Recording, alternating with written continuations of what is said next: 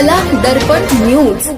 Hupari police ठाण्यात अल्पवयीन मुलीच्या विनयभंग प्रकरणी साजिद हसन हेरवाडे राहणार शाहूनगर तालुका हातकणंगले जिल्हा कोल्हापूर याच्या विरुद्ध भारतीय न्याय संहिता आणि बालकांचे लैंगिक अपराधांपासून संरक्षण अधिनियमांतर्गत गुन्हा दाखल करण्यात आला आहे। या घटनेमुळे हुपरीसह परिसरात खळबळ उडाली असून पोलिसांकडून सर्वकष तपास सुरू आहे। पोलीस नोंदीनुसार गुन्हा क्रमांक 171/2026 हा 28 जुलै 2026 रोजी हुपरी पोलीस ठाण्यात दाखल करण्यात आला आहे। आरोपी विरुद्ध भारतीय न्याय संहिता 2023 मधील कलम 78 तसेच पोक्सो अधिनियम 2012च्या कलम 12 अंतर्गत गुन्हा नोंदवण्यात आला आहे। FIR मधील माहितीनुसार संबंधित घटना 1 मे 2025 ते 28 जुलै 2026 या कालावधीत घडल्याचा आरोप आहे। फिर्यादीनुसार अल्पवयीन मुलीला आरोपीने प्रथम शाळेजवळ तिच्याशी ओळख वाढवण्याचा प्रयत्न केला, त्यानंतर सोशल मीडियाच्या माध्यमातून संपर्क साधून मैत्री करण्यासाठी वारंवार प्रयत्न केल्याचा आरोप करण्यात आला आहे। तक्रारीनुसार आरोपीने इंस्टाग्राम, फेसबुकसह सोशल मीडियावर फेक नावाने खाते तयार करून मुलीशी संपर्क साधला, त्यानंतर मोबाईल क्रमांक मिळवून वारंवार फोन, संदेश आणि संवाद साधत त्रास दिला। मुलीने नकार दिल्यानंतरही तिचा पाठलाग करून मैत्री कर असा आग्रह धरणं, घरच्यांना धमकी देण्याचे संकेत देणं तसेच मानसिक त्रास दिल्याचा आरोप फिर्यादीने केला आहे।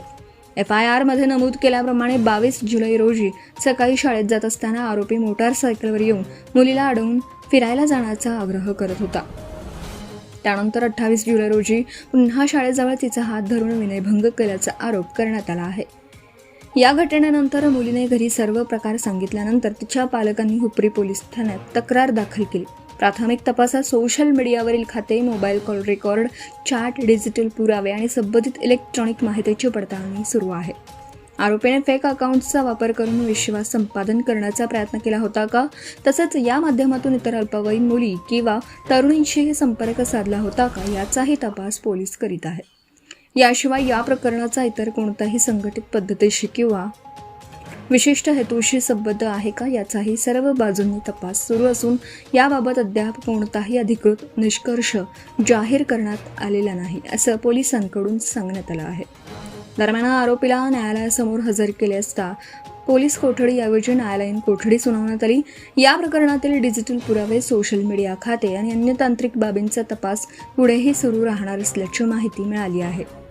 सोशल मीडियावर फेक नावाने खाती तयार करून अल्पवयीन मुली व तरुणींना जाळ्यात ओढण्याच्या प्रकारांबाबत नागरिकांमध्ये चिंता व्यक्त होत आहे। अनेक वेळा बदनामीच्या भीतीने पालक तक्रार करण्यास पुढे येत नसल्याने अशा गुन्ह्यांची खरी व्याप्ती समोर येत नसल्याची भावना व्यक्त केली जात आहे।